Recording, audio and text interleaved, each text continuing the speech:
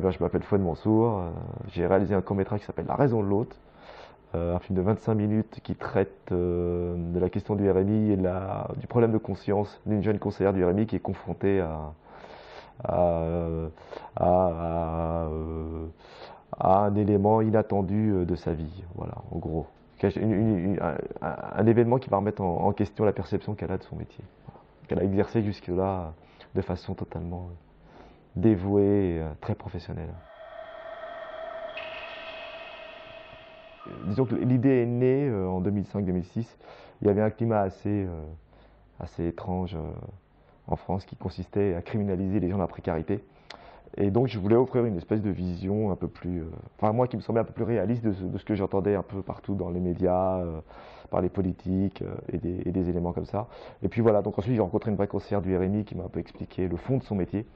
Et ça m'a donné envie d'en parler. Voilà. Je me suis dit par pure provocation que j'allais parler des RMistes en poussant le bouchon encore plus loin, c'est-à-dire que, étant donné qu'on m'expliquait que les RMistes étaient d'affreux profiteurs du système, je me suis dit bah, il fallait encore aller plus loin dans la provocation. J'ai montré que ce sont d'affreux profiteurs du système, mais qu'en même temps ils n'ont pas le choix. Donc c'était par pure provocation d'aller dans ce sens-là, quoi.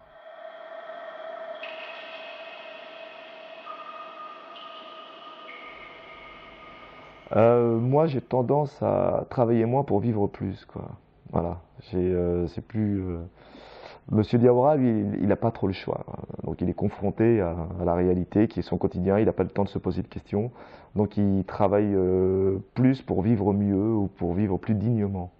Donc, non, moi, j'ai plutôt tendance à essayer de travailler moins pour profiter un peu plus de la vie, justement pour pas me retrouver dans la situation d'un Monsieur Diawara.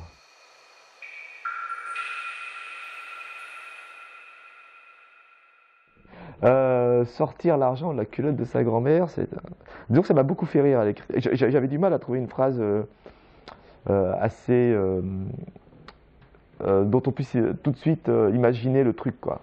Une idée un peu à la fois ridicule et alors, une espèce de second degré et en même temps très très brutale, réaliste, efficace, quoi. Une phrase efficace, explicite et qui en même temps soit un peu rigolo. Une jolie phrase que j'aime beaucoup, je sais plus qu'elle disait, mais l'honneur d'une nation, c'est de s'occuper de ses enfants les plus faibles. Donc les enfants les plus faibles, ce sont les gens les plus pauvres. Donc, et son argent à elle, comme le nôtre, peut aller à cette cause sans que ce soit totalement immoral. Voilà.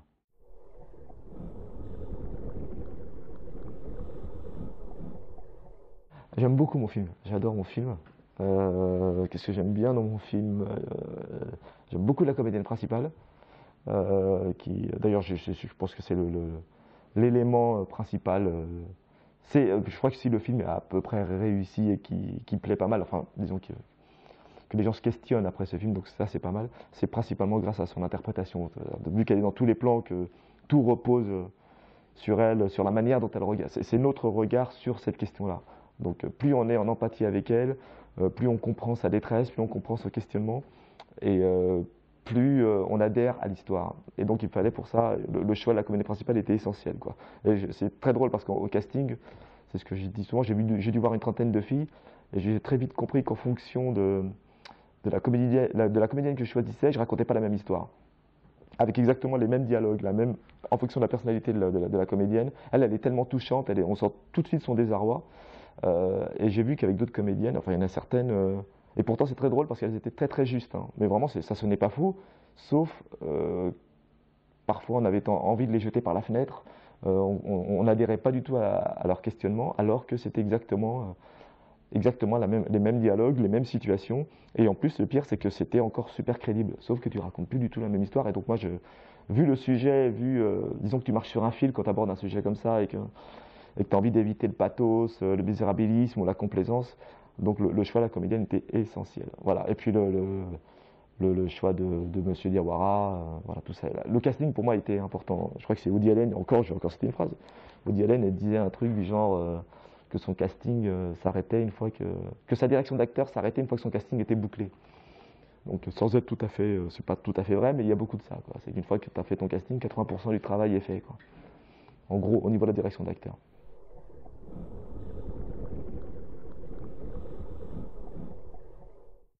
L'ambiguïté qui peut parfois transpirer du film, quoi. Les interprétations que chacun s'en fait parfois. Parce que, je sais que tout le monde n'adhère pas et même certains comprennent l'inverse de ce que le film dit. Donc c'est peut-être à un moment j'ai dû être soit, comme j'avais pas envie de faire la leçon et de suggérer des choses plutôt que d'offrir un point de vue explicite, j'ai fait confiance à l'intelligence des gens. Et certains, d'ailleurs, les gens ont compris le film, mais on me reprochait, on m'expliquait que d'autres, il était possible que d'autres ne comprennent pas. Donc on me mettait en garde. C'est-à-dire que nous, on a bien compris ton film, mais fais gaffe, avec l'histoire que tu racontes, le fait de montrer un Africain qui travaille illégalement, tu vas apporter de l'eau au moulin de tous ceux qui expliquent effectivement que les RMI sont des profiteurs du système. Bon, j'avais tendance à leur expliquer que le film était, à mon avis, plus clair que ça. Et qu'est-ce que j'aime pas d'autre dans mon film? Les moments, les longueurs, il y en a certaines, et pourtant j'en ai coupé. Qu'est-ce que j'aime pas d'autre dans les costumes, ils sont bizarrement habillés, je trouve, finalement. J'aurais peut-être mieux fait de mieux les habiller, puis voilà, des petites choses comme ça. Mais c'est difficile de dire ce qu'on n'aime pas dans son film, même si le scénario est parfois pas assez clair, peut-être aussi. Voilà, des petites choses comme ça. Mais je ferai mieux la prochaine fois, je le promets.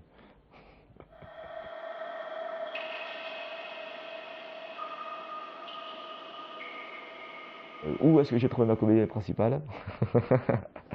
Voilà. Où est-ce que j'ai trouvé monsieur le comédien qui joue Monsieur Diawara? Donc quand je leur explique qu'il n'est pas comédien et que je l'ai trouvé dans un foyer malien à Belleville, dans Paris, un foyer de travailleurs maliens, et qu'il était en plus au RMI à ce moment-là, voilà, ça surprend. Qu'est-ce que j'ai voulu dire dans mon film? Voilà, c'est une question qui revient aussi facilement, assez souvent, vu que c'est un thème qui est assez peu abordé dans le cinéma français. Même si je trouve que moi, on l'aborde de temps en temps, mais voilà, les gens étaient assez surpris de voir un sujet de court-métrage comme celui-là, quoi. Moi, j'en vois beaucoup, notamment sur les DVD des lutins. Ces dernières années, j'en ai vu quelques-uns qui abordaient cette question-là, différemment, mais qui abordaient plus ou moins cette question-là. Voilà.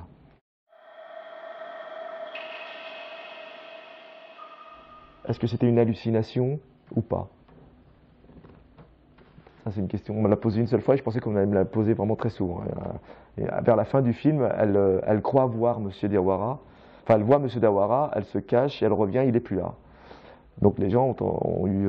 Ça arrive à la fin du film, donc c'est une espèce de conclusion. Donc les gens se sont demandé est-ce qu'elle a halluciné ou est-ce qu'elle a vraiment vu? Et donc moi j'avais tendance à répondre que c'était au libre choix de chacun de comprendre cette scène comme il le voulait. Et il y a une question qu'on m'a jamais posée, j'aurais bien aimé qu'on me pose, c'est à un moment elle se sent suivie. Après avoir découvert ce qu'elle a découvert, elle se sent suivie. Elle descend du bus, elle se sent suivie et elle est suivie par des hommes. Et en fait, on se rend compte que c'est un rêve. Donc, elle n'a pas été suivie par Monsieur Diawara et ses collègues. Et donc, personne ne m'a demandé quel est l'intérêt de cette séquence. Donc, moi, j'étais persuadé que c'est une séquence de rêve, donc qui n'a rien à voir avec un film très réaliste, ancré dans la réalité, très classique dans sa construction. Et on a un petit moment comme ça, un peu onirique.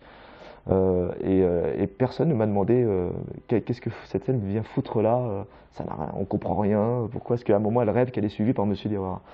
On me l'a jamais posé, et alors que c'est une scène que j'ai beaucoup réfléchi, que j'adore cette séquence, parce j'étais très fier quand je l'ai trouvée à l'écriture, super fier, je dis mais voilà, comment donner l'impression que cette femme, dans son esprit, de ma façon inconsciente, criminalise ces mecs. Eh ben, je vais mettre une séquence de rêve où elle va penser que ces types, parce qu'elle a découvert qu'ils travaillaient au noir, vont la suivre pour essayer de l'assassiner, parce qu'elle criminalise ces mecs. Et quand elle se réveille, elle est dans un bus, et donc elle se rend compte que ce rêve était absurde, et donc c'était une manière de dédramatiser la chose et d'expliquer que ces travailleurs au noir ne sont pas des criminels. Donc elle-même en prend conscience à ce moment-là. Autre chose? Vas-y, là, j'aime bien, là, vas-y, je suis prêt, là, je suis comme la brise.